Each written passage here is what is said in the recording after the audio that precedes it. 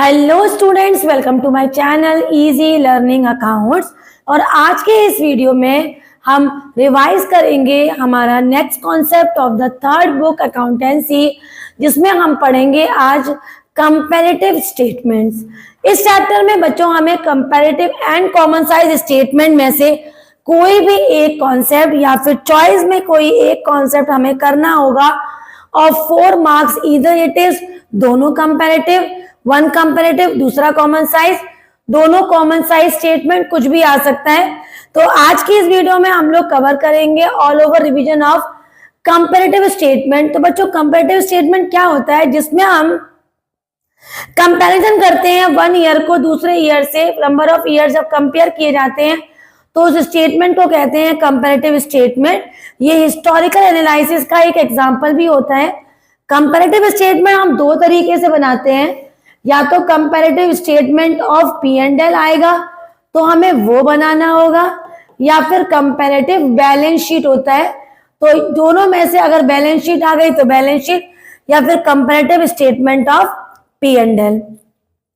Comparative statement of P and L की अगर बात करें तो फॉर्मेट कुछ इस तरह से होता है बेटा कि हमारे वैसे तो 2 ही कॉलम होते थे, लेकिन अब हमें कंपैरेटिव में 4 कॉलम्स बनाने होंगे। हमारा पहला कॉलम होगा पर्टिकुलर का, दूसरा होगा हमारा पहला 2 कॉलम जिसको हम बोलेंगे प्रीवियस ईयर, उसके बाद करेंट ईयर, तीसरा होता है हमारा एब्सोल्यूट चेंज का, और फोर्थ होगा हमारा परसेंटेज चेंज का। और ऊपर लिखेंगे हम comparative statement of P and L account, और ब्रैकेट में मेंशन करेंगे for the year ended on, जो भी डेट हमें करंट ईयर में मेंशन होगी वो। इसके बाद हमें फर्स्ट नंबर पे क्वेश्चन में ढूंढना है, कहीं हमें रेवेन्यू फ्रॉम ऑपरेशन मिल रहा है तो प्रीवियस ईयर की वैल्यू प्रीवियस में और करंट की वैल्यू करंट में मेंशन करेंगे। अदर इनकम को चेक करेंगे, कहीं अदर इनकम है तो अदर इनकम को लिख लेंगे और दोनों को हम यहाँ पर ऐड करेंगे, और थर्ड नंबर पे आ जाएगा हमारा टोटल इनकम्स। इसके बाद क्वेश्चन में एक्सपेंसेस दे रखी होंगी, जो भी एक्सपेंसेस हमें दे रखी हो उनकी प्रीवियस ईयर की वैल्यू देन करंट ईयर की वैल्यू लिखेंगे, और ये भी हो जाएगा हमारा ऐड, और आ जाएंगे बच्चों टोटल एक्सपेंसेस। उसके बाद हमें करना है 5th पॉइंट, जिसको हम बोलेंगे प्रॉफिट बिफोर टैक्स, और इसे निकालते हैं 3 में से 4th पॉइंट को माइनस करके, मतलब हमारे इनकम में से एक्सपेंस को माइनस करेंगे तो आ जाएगा हमारे पास प्रॉफिट बिफोर टैक्स।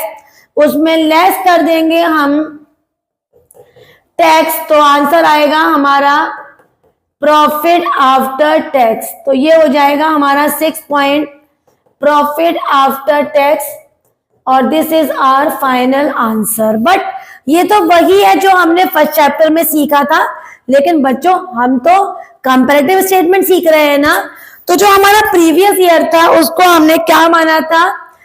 ए मानेंगे उसको हम, करंट ईयर को बी मानेंगे बच्चों, और जो हमारा तीसरा कॉलम है एब्सोल्यूट चेंज का उसे हम सी मानेंगे, और सी निकालेंगे बी में से ए को माइनस करके। और 4th कॉलम होगा हमारा डी का, और डी इज इक्वल टू होगा C upon A into 100। For example अगर यहाँ 1 लाख है और करंट में 2 लाख है तो 2 में से 1 को माइनस करके सी में आ जाएगा 1 लाख, और इस 1 लाख को डिवाइड कर देंगे हम किससे? ए से, मतलब 1 लाख से, और इंटू 100 करेंगे तो 100 आ जाएगा हमारा यहाँ। इस कॉन्सेप्ट को फॉलो करके पूरा comparative statement of P and L करेंगे। इसका एक एग्जाम्पल करके देख लेते हैं कि क्या हम एग्जाम्पल कर पा रहे हैं। तो पढ़ते हैं, from the following statement of P and L limited, Fenox Limited for the year ended 31 March 2013, prepare a comparative statement of P&L account। हमें रेवेन्यू दिया है, अदर इनकम है, एक्सपेंसेस है बेटा, और टैक्स दे रखा है हमें 40%। तो इसको किस तरह से बनाएंगे ध्यान से देख लेते हैं। हमने हमारा फॉर्मेट बनाया, पहला कॉलम हमने लिया, दूसरा कॉलम लिया, तीसरा कॉलम लिया और चौथा कॉलम लिया। और पहले कॉलम में हम सारी इंफॉर्मेशन लिखेंगे, ऊपर हेडिंग डालेंगे रेवेन्यू, ऊपर पहले हेडिंग डालेंगे, हमारी जो हेडिंग होगी और वो हेडिंग है हमारी कंपैरेटिव स्टेटमेंट ऑफ P&L। उसके नीचे लिखेंगे for the year ended on, year and हो रहा है 13 में, 31 मार्च 2013।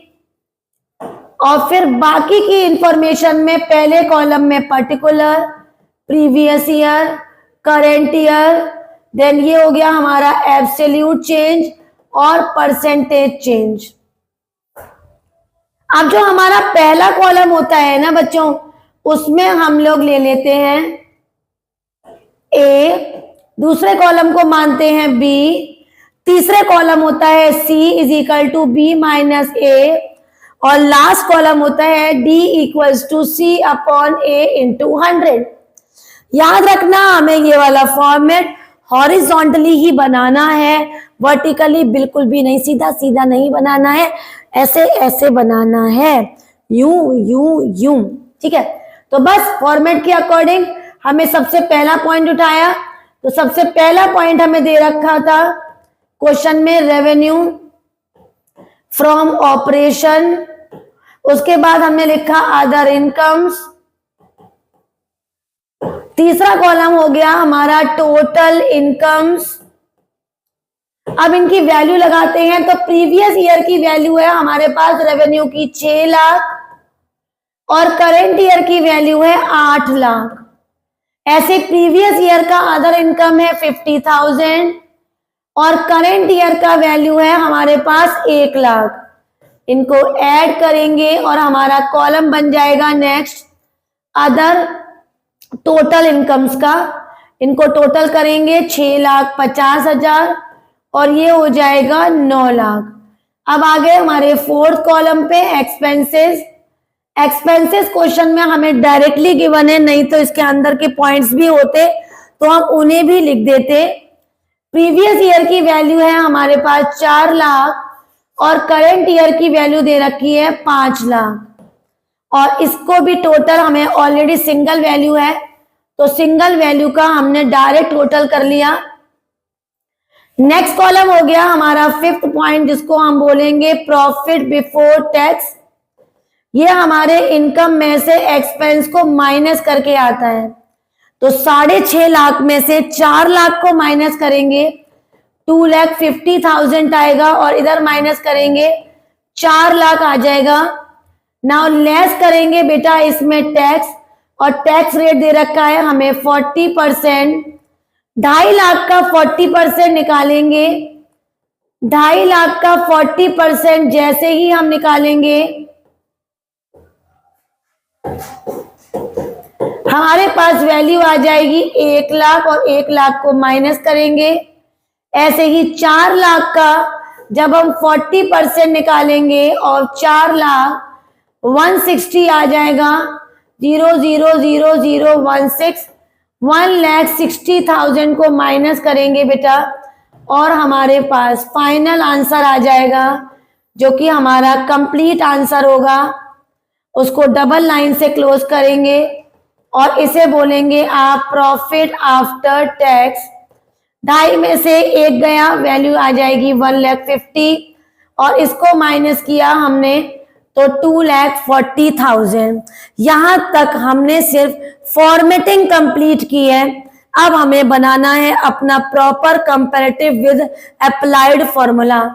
तो ये हो जाएगा 8 में से 6 गया 2 लाख, 1 में से 50 गया 50,000, 9 में से 6 गया तो ये हो जाएगा हमारा 7.5, 8.5 और ये हो जाएगा 2.5। 5 में से 4 गया 1 लाख, 4 में से 2.5 गया 1.5 लाख, 1.60 में से 1 गया 60,000 और 2.40 में से 1.5 गया, ये हो गया हमारा 90,000। ठीक है। उसके बाद हमें D is equal to C upon A into 100 करना है। तो अब फॉर्मूला लगाएंगे 2 lakh divided by 6 lakh into 100, 20 20 1 2 3 1 2 3 200 upon 6, 100 upon ये हो जाएगा 3 और 3 3 जा 9, 3 3 जा 9, 33.33 हमारा आंसर आ गया। सिमिलरली इसको करेंगे 50,000 डिवाइडेड बाई 50,000 इंटू 100, आंसर 100 आ गया। अब इसको ऐड करने की गलती कोई नहीं करेगा। हमें क्या करना है, हमें अपने कॉन्सेप्ट में नॉर्मल फॉर्मूला लगाना है। क्या, दिस अपॉन दिस इंटू 100, मतलब 2.5 divided by 6.5 into 100, 20 20 1 2 1 2 2500 divided by 65, 5 5 जा 25, 5 1 जा 5 और 5 3 जा 15। और आगे भी सिंप्लीफाई करेंगे तो 13 को 500 से सिंप्लीफाई करेंगे, 13 3 जा 13 को 3 से सिंप्लीफाई, 3 3 जा 9 और ये आ गया हमारा 39, 3 जा 39, 1 आ गया और ये हो गया हमारा 4 में से गया 1, 110। अब 13 को फिर से हम लोग सिंप्लीफाई करते हैं 7 से, 91 आ गया, 9 और 19 पॉइंट लगा के 0 बढ़ा लिया, 90 मतलब 38.13 को 8 से करेंगे, 24 का 4 करिए आया 2, 104, ये आ गया हमारा 7। तो 38.12 इसका आंसर आ जाएगा। फिर आगे बढ़ेंगे, 1 lakh divide by 4 lakh into 100, 1 lakh divide by 4 lakh into 100, 1 lakh divided by 4 lakh into 100, 20 20 1 2 3 1 2 3, 100 को 4 से सिंप्लीफाई करेंगे 25 आ जाएगा। सिमिलरली बाकी भी कर लेंगे, 150 divide by 2.5 into 100, 60 divide by 1 lakh into 100, 90 divide by 150 into 100। इससे हमारा कंपैरेटिव स्टेटमेंट खत्म हो जाएगा। आगे बढ़ते हैं, एक बात और समझते हैं। तो अभी मैंने आपको बताया था कि कंपैरेटिव स्टेटमेंट 2 तरीके से बनता है। एक होता है comparative statement of P and L, एक होता है बच्चों कंपैरेटिव बैलेंस शीट। बीएस नहीं लिखेंगे, पूरा लिखेंगे। इसके भी 4 कॉलम्स होते हैं। पहला कॉलम होगा हमारा पर्टिकुलर का, दूसरा column previous year, then current year, उसके बाद प्रीवियस ईयर को ए मानेंगे, करेंट को बी, और ये हो जाएगा C is equal to B minus A, absolute change कहते हैं इसको। और नेक्स्ट है हमारा D is equal to C upon A into 100, इसे परसेंटेज चेंज बोलेंगे। सबसे पहले इक्विटी एंड लायबिलिटी, फिर नॉन करेंट लायबिलिटी, फिर current liability, shareholders fund, इन सबको लिख लेंगे। प्रीवियस को टोटल करेंगे बेटा, और टोटल यहाँ पर फिनिश। सेकंड लिखकर एसेट्स मेंशन करेंगे और non current assets, then current assets का भी टोटल करेंगे। और इसको भी बच्चों हमें हॉरिजॉन्टली ही बनाना होगा। कैसे, this upon minus this is equal to this and this divided by this into this. इसका एक लाइव एग्जांपल कर लेते हैं ताकि ये पता हो जाए कि हम क्वेश्चन कर पा रहे हैं या नहीं। तो एक बैलेंस शीट दी हुई है, शेयर होल्डर्स फंड है, नॉन करेंट लायबिलिटीज है, करेंट लायबिलिटीज है, देन एसेट्स है। हमने फॉर्मेट बना लिया। ये हो गया हमारा प्रीवियस ईयर, देन है करेंट ईयर, देन हो गया हमारा सी वाला पॉइंट और आखिरी में डी वाला पॉइंट। ऊपर मेंशन करेंगे प्रॉपर तरीके से, balance sheet as at 31 of March 2017। और यहाँ पर अब हम लिखेंगे particular, this is previous year जिसको ए मानना है, करेंट ईयर बी मानना है, C is equal to B minus A absolute change, then percentage change, D is equal to C upon A into 100।